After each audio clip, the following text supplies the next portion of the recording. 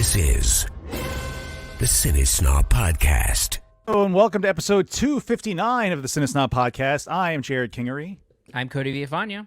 Cody, it's a sad day, so sad time. Yeah. Sad time frame for the poster collecting community, which you and I are a part of. That being alternative movie posters, I think is the proper term. AMPs. AMPs. It was announced on, was it Friday already? Yeah, Friday. I think so, yeah. That Funko, the brand that purchased Mondo, which is kind of the genesis of all this alternative movie poster hobby, had laid off the entire poster staff, I guess, including the founders. I can't remember what the... Yeah, it was two founders and the senior creative director from Mondo. Reports say that they were shuttering the poster business initially. There's been other reports that says no, the poster business will continue, which is kind of the whole reason for buying Mondo, I would assume. Right. There's also a toy and vinyl division that will still run. There is a Mondo toy in the shot right there, the Batman the Animated Series, 1/6 scale figure. But a lot of the poster collecting community, which you and I are part of multiple Facebook groups concerning, are very, very sad about this and very, very angry at Funko for. What's your take on this, kind of off the cuff? Yeah, I mean, it's something that, came as a surprise, certainly. I mean, especially because this acquisition happened less than a year ago, and I think, when it happened, there was some concern from the faithful of Mondo, just because to get kind of swallowed by a conglomerate that's sort of like, the whole point of Mondo is that they mass manufacture, or excuse me, the whole point of Funko is they mass manufacture these kind of plasticky toys. Which there are several behind me too. Yes, I've got some in the other room myself. But it didn't exactly like match up with the sort of boutique element of what Mondo is and always has been, which is limited edition alternative artwork, limited edition toys, limited edition vinyl. So I think when it happened, people were hopeful that maybe you and I talked about this, but like maybe it would open up the IP library a little bit, and Funko obviously can license whatever they want. I mean, there's Kenny Powers behind me somewhere, right there, like mixed with Power Rangers, mixed with Bob's Big Boy. I mean, I have 4 Ghost for my favorite bands, Funko. So I have the Step Brothers. I have Brennan Huff and Dale Doback somewhere in here. Yeah, so their licensing arm is long-reaching, and so I think there was some hopefulness that maybe like this would increase things, maybe more timed edition stuff, to help make some money for a big company like that. And then, it's been weird because over the time, from the acquisition to now, Mondo has been pretty quiet in that the releases have gotten fewer and far between. There has been a little bit more of an emphasis on the toy side of things, I think, within recent months and within the last year. The gallery shut down. I believe that was within. It shut down. COVID killed it forever. So for some background, Mondo was owned by Alamo Drafthouse, right, which filed for bankruptcy due to COVID. And this was part of they sold off Mondo. I read for $14 million in another article, but that was part of the deal, was that Mondo kind of helped the company survive, but coming out of bankruptcy, they needed to make some cash. Yeah. So the gallery's been gone. I don't think there was a gallery show since 2019. There was something that got canceled like right as COVID started in 2020, and I believe that was. The gallery is something else now. Yeah. But you and I had talked about this, privately, but like, the cracks in Mondo have been showing for some time now. I think, that I think the first MondoCon that I went to and that we went to was like the third one, if I'm not mistaken. Maybe, I believe so. Which was like at the Austin Film Society and then across at a hotel.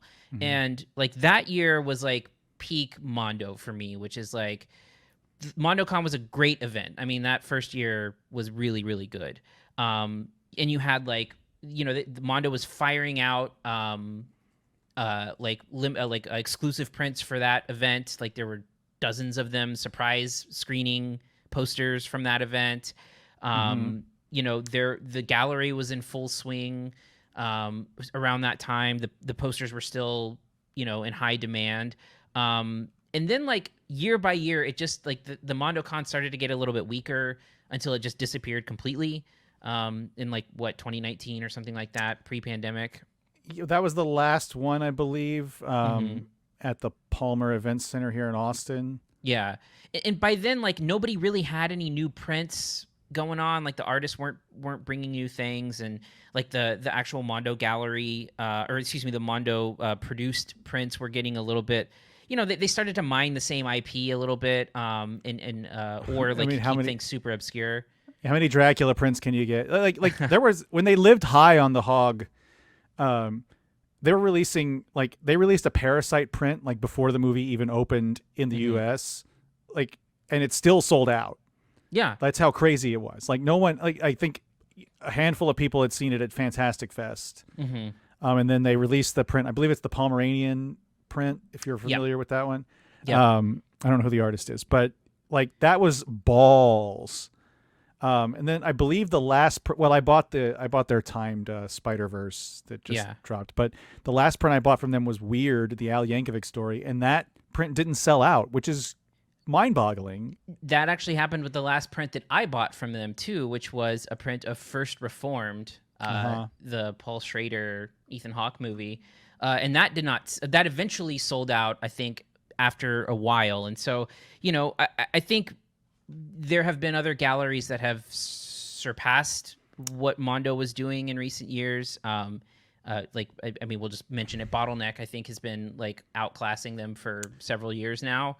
But I mean, the thing remains is that even though Mondo had been kind of, weakening a little bit, prior to the acquisition, I mean, they're still responsible for, this whole AMP stuff taking off. I mean, right. for me personally, like these prints are one of like the 2 or 3 things that I collect, period.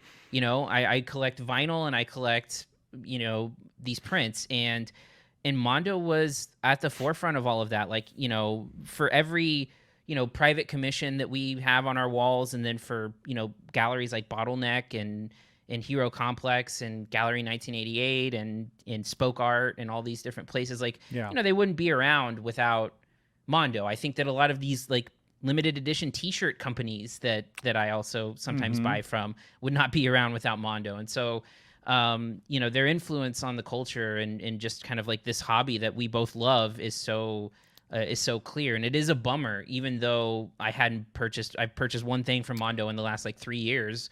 It's still a bummer.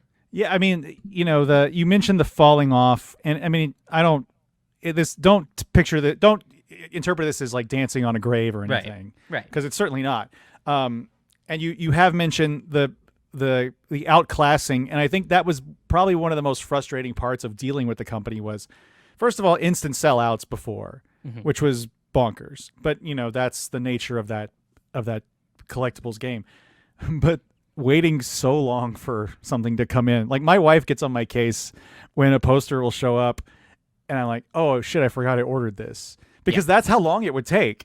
Like when Weird the Al Yankovic story premiered in, I believe, November. Something on like Roku, and they released the poster like a week before, and it still hasn't arrived. Yeah, which I mean, is, I've ordered things from a flat file sale that took like 3 or 4 months to get here. Yeah, and look, again, this is nothing on the influence of the company and the idea that it wasn't necessarily I don't want to say customer friendly, but it was just sort of like you had to wait. You knew you had to wait. And again, dealing with someone like Bottleneck, who I guess they trade a little more in the kind of mainstream stuff than Mondo has lately. I was going back through Mondo's Twitter account, and some of the posters they released in the last few months, like the House of the Flying Guillotine or Master of the Flying Guillotine, A Trip to the Moon. I think they recently did like an A24 series. That was last year, I believe. They've mined the peanuts well pretty deeply, which is cool. They take old panels and make them into prints. But which, if you read some of the articles, like that was part of the stuff that apparently Funko wasn't into. I'm curious if that's why, because they don't have the license for that, and they couldn't capitalize. Because Super 7 has the Peanuts toy license. Anyway, Super 7. At the maybe it was the last Mondo show I went to. Was a Peanuts. One of the last Mondo Gallery shows I went to was a Peanuts show, and Super 7 was there, like selling as well, like selling their figures. But like they did get more esoteric, and like the vinyl, the vinyl has taken more of a presence, but like I can't tell you how refreshing it is sometimes. It having been in this hobby for whatever 7-8 years now, something like that, maybe closer to 10. When you order something from Bottleneck Gallery and you get a shipping notification for it like a couple minutes later, or maybe 2 days later, so the game is still out there. It's just that maybe Mondo isn't doing it anymore. It'd be weird for them to buy the brand and shutter it completely, especially for the poster business, because I think that's the one that, that's what they hang their hat on, and that's like Mondo was bought just before San Diego Comic-Con last year, and they still had a presence at the Funko booth there. There's a lot of people in the hobby really angry at Funko, which I don't quite understand. I mean, I guess just to lash out at somebody, but I thought Funkos are, they've taken over collectibles if you go to any sort of collectible show, but there are some decent ones out there that. And I get that people are upset about this, and I think that the difficulty with the sort of model of Mondo is that because they're limited edition, you're sort of like they're capping the amount of money that they can make, and the scarcity of it all drives up the secondary value, which you don't see any of if you're Mondo, and so like it doesn't really benefit them to keep it limited, at least financially, and so. I always wondered how sustainable a model like that is when you're not doing timed editions and making the max amount of money that you possibly can and making everyone happy who wants one. Like it just seems like a win-win thing. And that is the one thing that draws me back about the hobby in general is just the insistence on scarcity, which doesn't, it makes, consumers pissed off because they sell out instantly and then, it leaves like money on the table, basically. Well, it's really comparable to the limited edition sneaker market, which I don't partake in. I mean, I dabble in getting weird shoes that I want, but I don't know how different. I mean, I assume the production cost on a poster is significantly less than a pair of sneakers. It seems like you could just, once you're printing them, you could just keep printing them. Right. But I don't know. It is a bummer if indeed the poster business does go away. I never had any connection. I've met the guys. I've brushed past them, the creatives. That's never it's never a good thing when the founders get pushed aside. It's an unfortunate reality of an acquisition oftentimes, but there's still strong players in the poster game. It's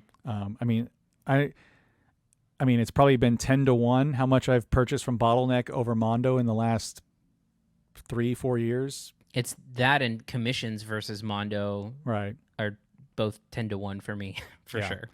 But it does suck. More. It does suck, and I really do miss the Mondo Con. That was fun. It was a really hyper specific convention. Where you could pick up stuff like maybe you hadn't seen before, you hadn't seen in years, or, And they had a cool thing too, where they would have movie screenings, and you would buy a ticket, and you would get a poster, but they would reveal it at the end of the movie. So like you were getting a mystery poster, which had a cool feel to it, and like the energy in those. I went to the Ex Machina one and got that, and that was cool. Yeah, we were both there, right? Yeah. Yeah, and I I went to the first one I ever went to was Batman, right? Mask of the Phantasm. Oh no, sorry, the Batman 1989. I got it. That was my first, the first exclusive variant poster I got. And then there was another Batman the Animated Series a few years later. And then I can't remember if I went to any other ones. There was a Goonies one that I know has become really popular.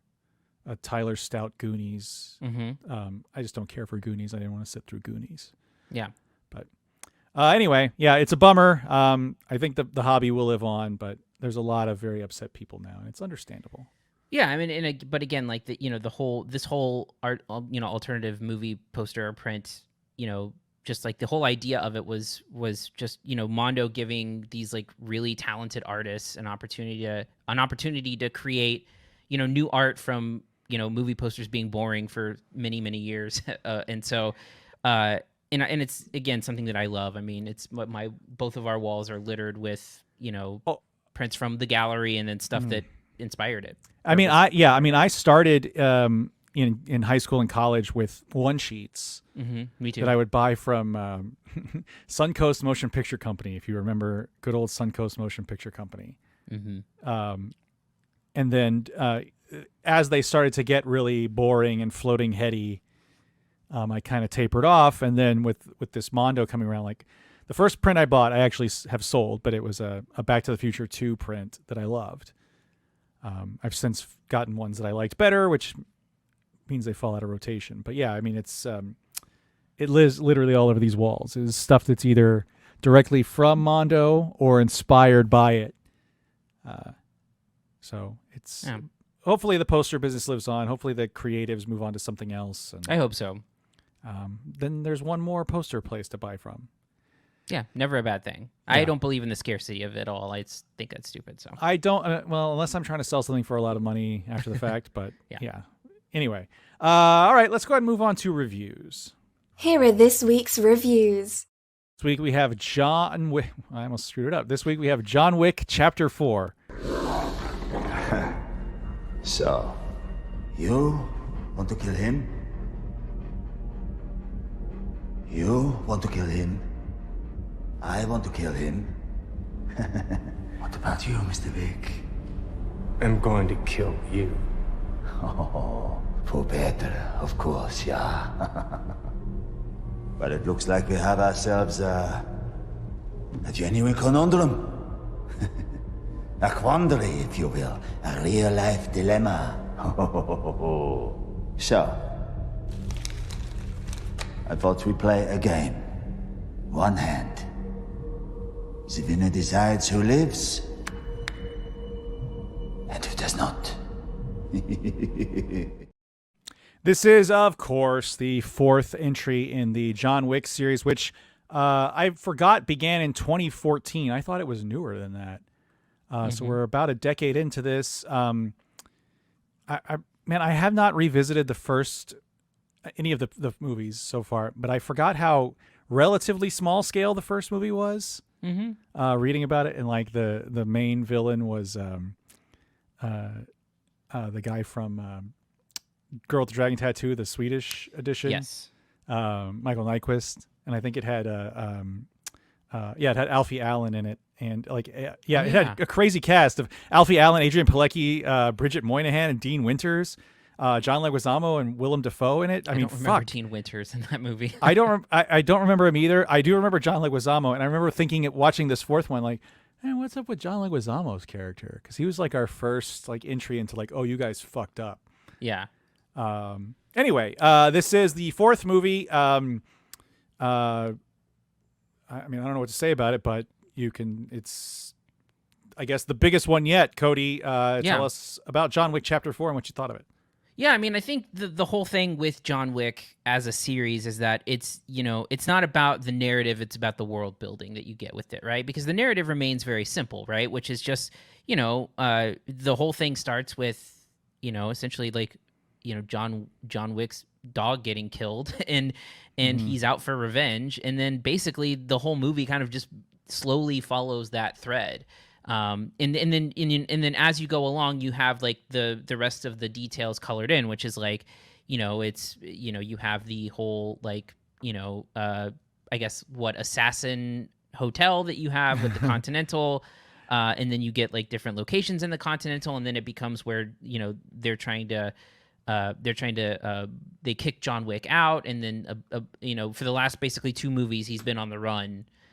He was excommunicado because he killed someone on the consecrated grounds of the Continental, right? Which happened in John Wick 2, right? Yes. And yeah. And then he was on the run in 3. Yeah, basically at the end of the second one is when they activated everybody. Okay, yeah. Also, Common was in the second one, and he left him bleeding on a subway. And I wonder if Common will ever be back. I don't know. But like, you know, you just get the coloring in of the world building. Well, where like you'll have characters like you're describing who just pop up in one movie and then don't really appear again, or even within the same movie, which is like, I think the thing that I liked about this one was that, you know, it almost feels like you're watching like bite-sized episodes of TV where, you know, like you'll like, you know, one part starts like this movie starts off with like the Continental Hotel in Japan, and then like there's this super long action sequence, and then you have like a middle part that happens, what you see in the clip with like Scott Adkins, who plays like this over-the-top cartoony villain, and then once you get past that, you have like the third thing, which is you know, which is happening. It's a little bit like where the sort of heat turns up on John Wick a little bit in the third. And so it really is, you know, even though the movie is 2 hours and like 50 minutes, I think because it's broken up almost like a TV show, it's like you're watching maybe like 3 episodes of TV.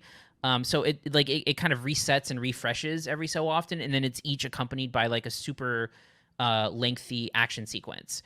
And so I did appreciate the continued world building here. I think that you get the addition of some characters that work really, really well. I think that the sort of highlight of the movie is Donnie Yen, who I believe this is his first appearance in the series. Yes.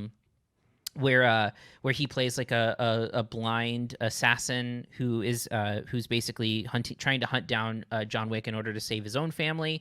And he pops up a few times throughout the movie as his like an old friend turned nemesis that I think you know, clearly he's having a ton of fun.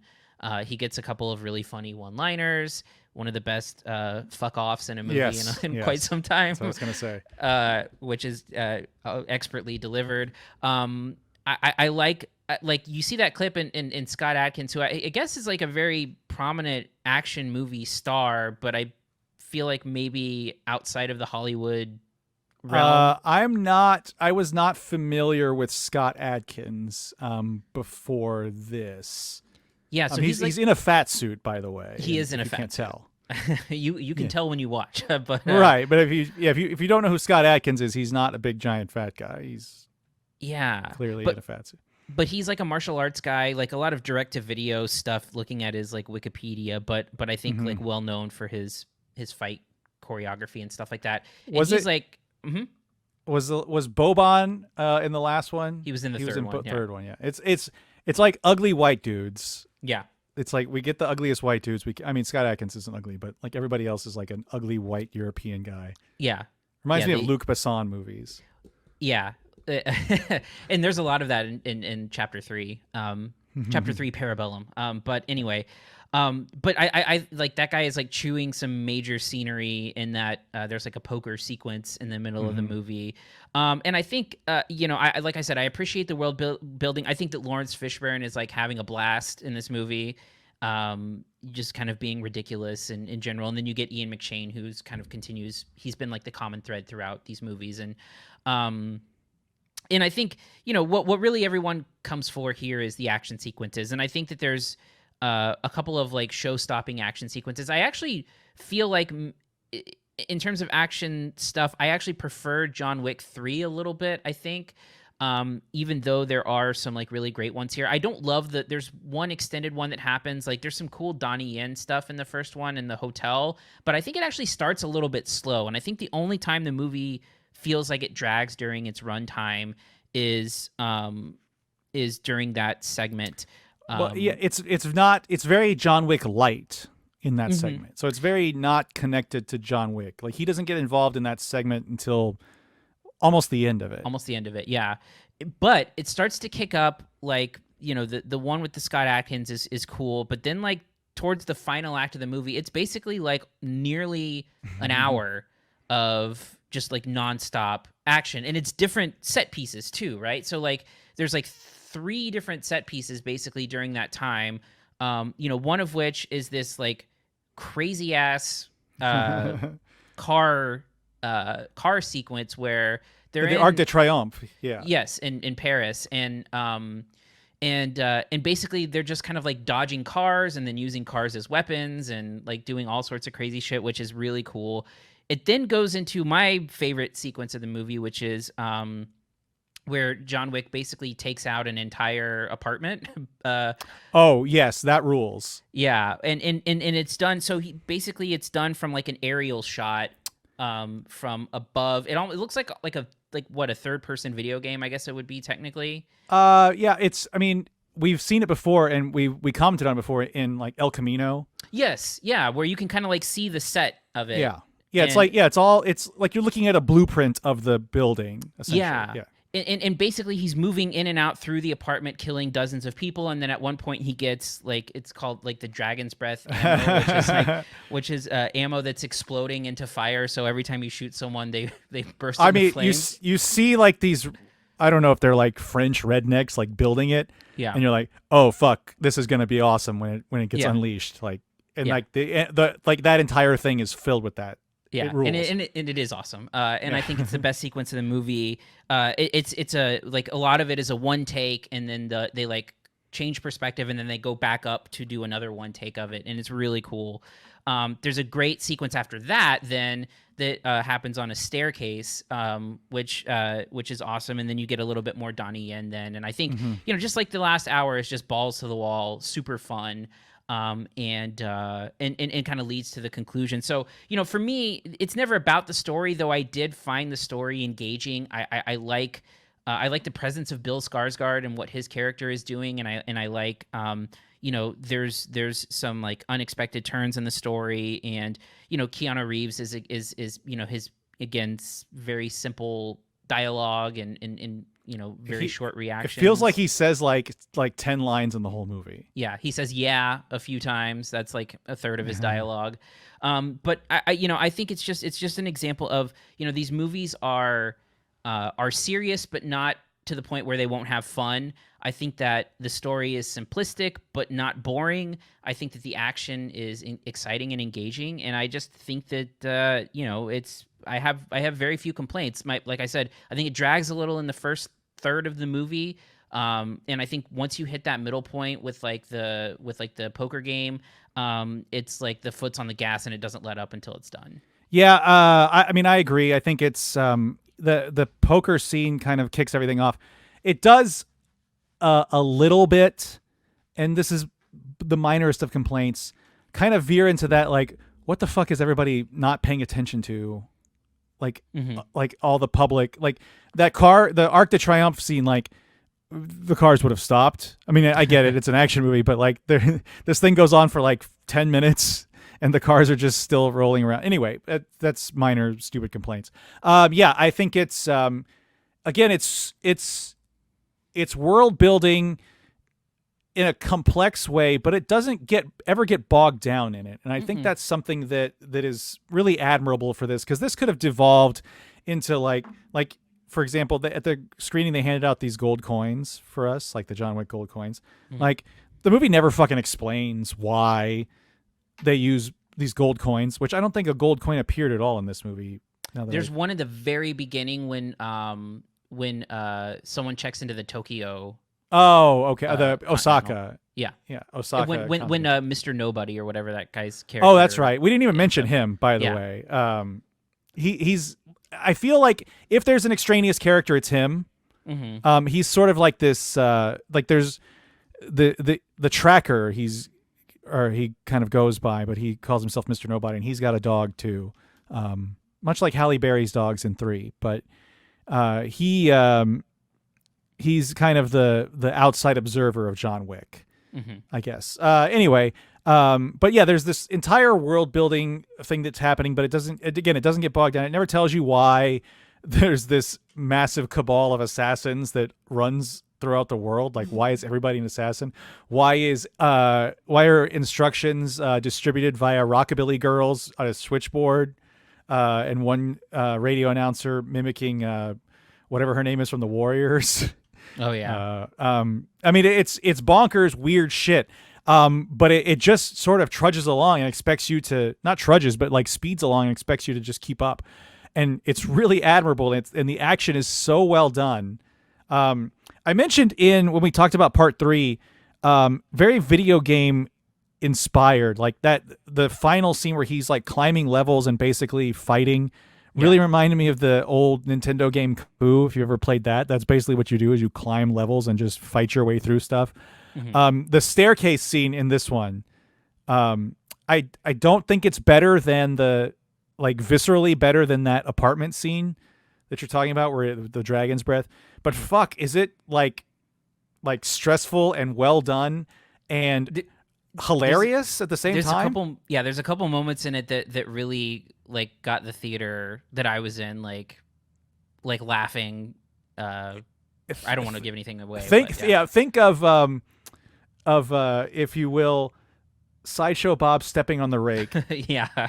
And when he just keeps going and keeps stepping on more rakes. I mean, that's kind of the similarity. Like, it's absurd at first, and then it gets like, okay, this is annoying, and then it turns into hilarious. Yeah. I know there's more spin-offs coming. There's the Continental TV series that's coming that's like a prequel. There's the Ballerina movie with Ana de Armas. Which I found out takes place between John Wick 3 and 4. I did that too. Also directed by Lynn Wiseman, who did the Underworld movies, which I'm curious how this is going to work out. Yeah.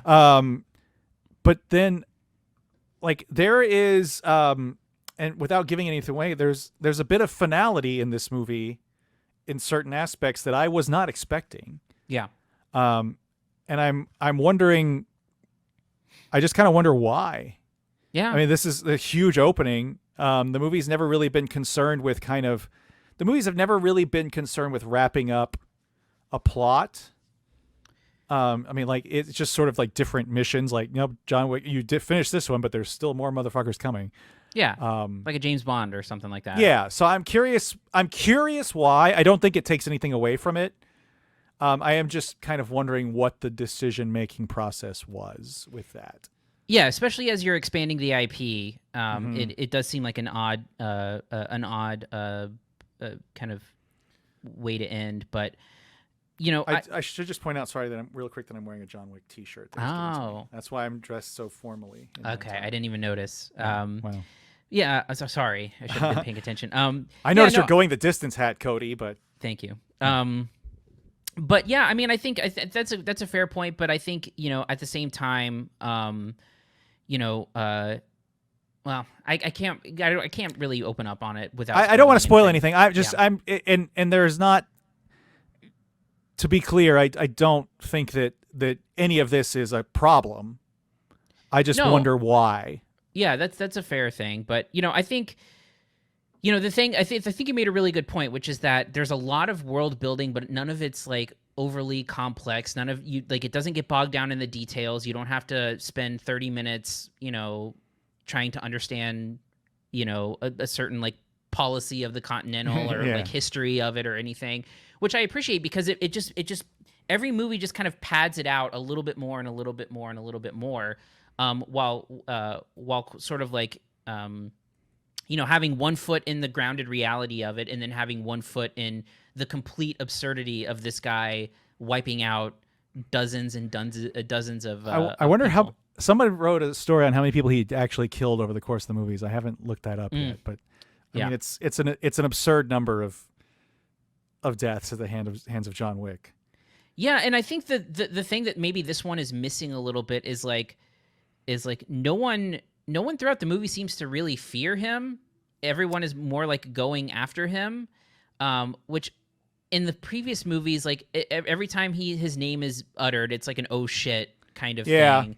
And that element is missing a little bit from this, which I do miss a little bit, but it's what I hadn't thought of that till you brought it up. The whole Baba Yaga thing is not really Yeah, because like the first movie, like I mentioned, John Leguizamo's the first one in the first movie. It's like, oh, you fucked up. Yeah. Like you really fucked up. Like this is John Wick's car. What the fuck did you do? Like he's coming to destroy you.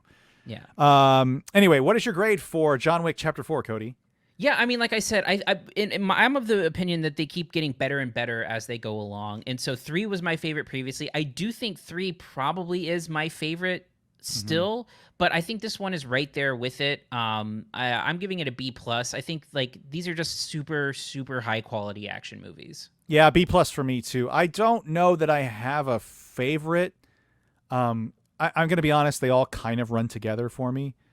And I think the movies are kind of unapologetic about that.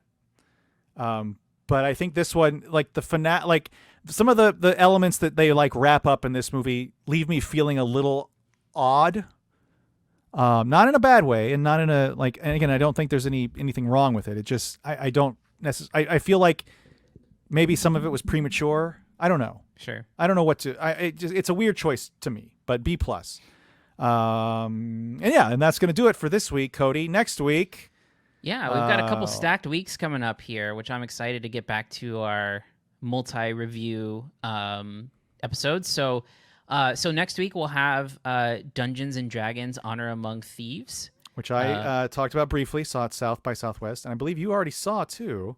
Yes, I saw it yesterday. So we've got that. We have Tetris, the Apple TV Plus. Is it Apple TV Plus now? Yeah, right? It's Apple TV Plus, yeah. Yeah, Apple TV Plus movie also debuted at South by Southwest, and that I think looks interesting.